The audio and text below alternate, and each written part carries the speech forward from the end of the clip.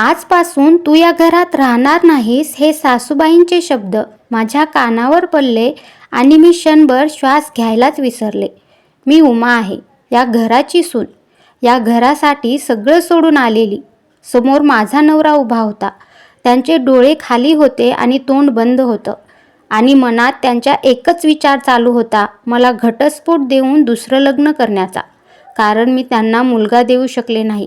कारण मला typhoid sugar हा आजार झाला होता. दर महिन्याचं इन्सुलिन, गोळ्या, तपासण्या हा सगळा खर्च त्यांना नकोसा झाला होता. आणि हो, माझ्या पोटी आधीच 2 मुली होत्या.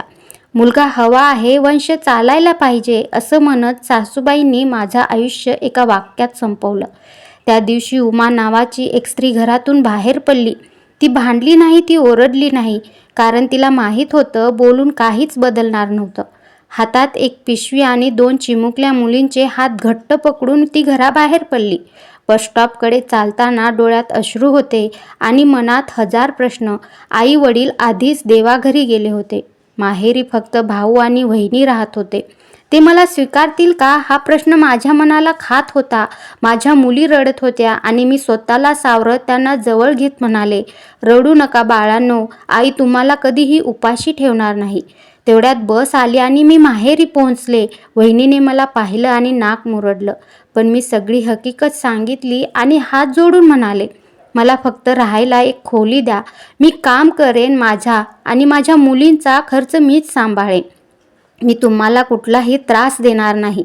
नाईलाजाने त्यांनी मला एक खोली राहायला दिली. दुसऱ्या दिवसापासून उमा पुन्हा उभी राहायला लागली. कोणी साफसफाईचं काम दिलं तर कोणी तुच्छ नजरेनं पाहिलं. शेवटी एका जुन्या टेलर बाईंनी विचारलं, शिवणकाम येतं का? मी म्हणाले, नाही, पण मी शिकेन. पहिल्यांदा मशीनवर बसताना हात थरथरत होते. सुई टोचायची भीती वाटायची.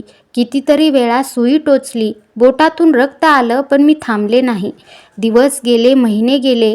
उमा टेलर झाली, ऑर्डर वाढल्या, मोठं नाव झालं आणि एक दिवस माझं स्वतःचं दुकान उघडलं. फलकावर लिहिलं, उमा टेलर्स, मेहनतीची ओळख. मी माझ्या मुलींना शिकवलं, स्वाभिमानाने जगायला शिकवलं आणि स्वतःचं अस्तित्व मिळवलं. आणि मग एक दुपार दारात तेच चेहरे उभे होते, माझा नवरा आणि सासू. नवऱ्याचं दुसरं लग्न तुटलं होतं, घरावर कर्ज होतं, सासू आजारी होती. आज त्यांना आधार हवा होता. सासू रडत म्हणाली, उमा, आमच्याकडून मोठी चूक झाली. मी शांतपणे म्हणाले, तुम्ही मला घराबाहेर काढलत, पण मला स्वतःचं आयुष्य उभं करायला शिकवलत.